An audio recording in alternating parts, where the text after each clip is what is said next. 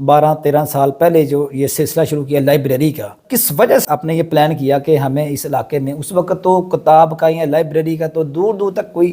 مطلب وہم و گمان میں نہیں انسان میں آتا کہ وہاں پہ لائبریری ہونی چاہیے، گاؤں میں چھوٹی سی دکان پہ آپ نے کتابیں اکٹھی کر کے رکھنا شروع کی،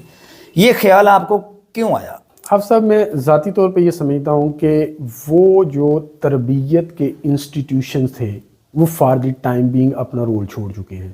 جیسے کہ مسجد تھی، مدرسہ تھا، درسگاہ تھی، درگاہ تھی اور ماں کی گود تھی. یہ 4-5 چیزیں جو تھیں وہ ایک بنیادی رول ادا کرتی تھی تربیت اور ٹریننگ کے حوالے سے. لیکن یہ سارے کے سارے اپنا رول آہستہ آہستہ چھوڑ دے گئے. انہوں نے نوجوان نسل کو معاشرے کا جو ماحول تھا اس کے رحم و کرم پہ چھوڑ دیا، اور معاشرے کا جو ماحول تھا وہ نیگیٹیولی ہم اس کے اندر کنٹریبیوٹ کر رہے تھے، اور وہ آہستہ آہستہ ایک جہنم نما ماحول بنتا گیا جس کے اندر یوتھ جو ہے وہ انٹر ہوتی اور اس دلدل میں پھنستی اور پھر اس سے اپنے آپ کو ڈس انٹینگل نہ کر پاتی.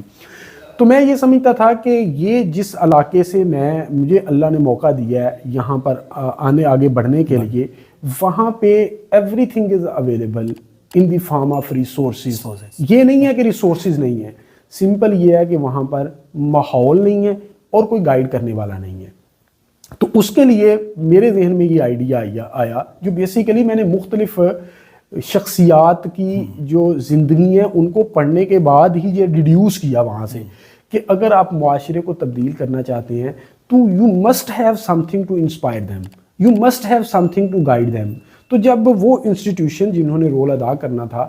وہ اپنا رول چھوڑ گئے تو میں نے چاہا کہ وہاں پہ علاقے کے اندر ایک ایسا پوائنٹ ہو جہاں پر لوگ اکٹھے ہو سکے، اور کتاب کی شکل میں اگر ہم ان کے گھروں کے اندر اس کو پڑھنے کے لیے لوگوں کو تیار کر پاتے ہیں تو وہ امپرسیپٹیبلی انکانشیسلی ان کے اس برین کو which is supposed to be a driver of your personality